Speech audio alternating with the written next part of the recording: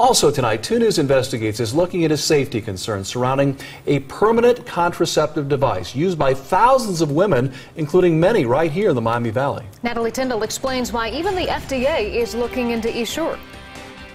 Essure is designed to be an alternative for women who don't want to go through the more invasive surgery of having their tubes tied. But more and more concerns are surfacing that suggest women who have Essure end up getting a surgery. The women I talked to want it off the market, and there's even a lawmaker who wants to help them move in that direction this week. It's literally hell. Like, the worst decision I've ever made in my life. In 2011, Jennifer Cupp from Union decided she was done having children, so she looked for a permanent birth control option. Instead of getting her tubes tied, her doctor recommended Essure, a less invasive method that involves putting metallic coils into the fallopian tubes. The scar tissue developed is supposed to close off the tube, preventing pregnancies. The procedure itself went fine, but then she says months later she started feeling different. Joint pain, fatigue, hair loss. She spent years trying to figure out what was wrong. Then she found a Facebook group called Essure Problems. It has 23,000 members who refer to themselves as E-Sisters, all claiming Essure caused them problems. That has to be it. There's no other reason for someone healthy just to all of a sudden be completely out of whack. Ashley King from Dayton says a year after she got Essure, she started getting symptoms that disrupted her life too. Heavy periods, migraines, and pelvic pain. I was devastated when I found all those women on there complaining about the same exact thing. Both Ashley and Jennifer turned to a solution most would find extreme.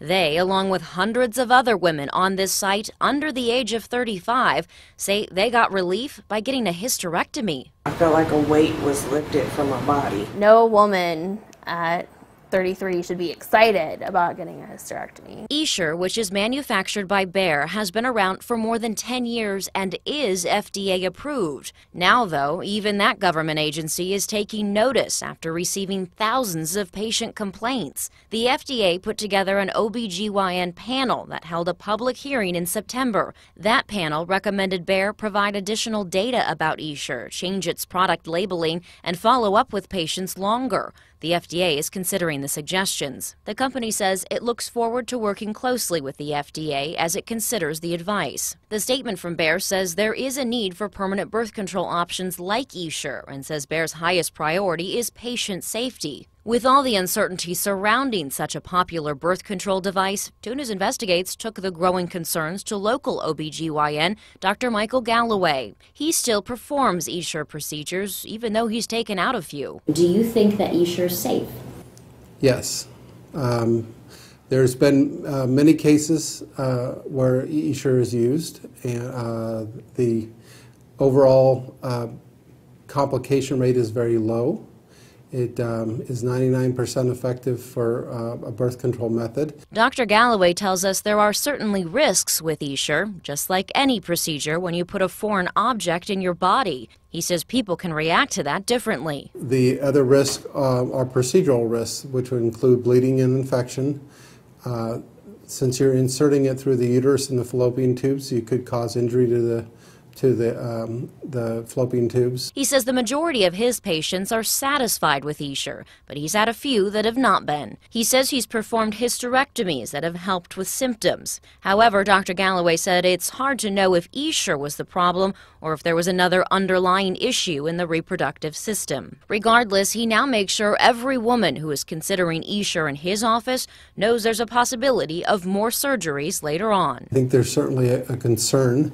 Right now, I'm counseling my patients differently than I did probably 5 or 6 or 7 years ago, just because I've taken some out. Dr. Galloway says he will continue offering Essure until the FDA says otherwise, or he starts seeing more and more patients with problems. In the meantime, he says it's important for any doctor to listen to the women who are having problems and work with them to find a solution. I always think that the FDA should investigate processes accordingly, even if it's a handful of patients or a small percentage of patients.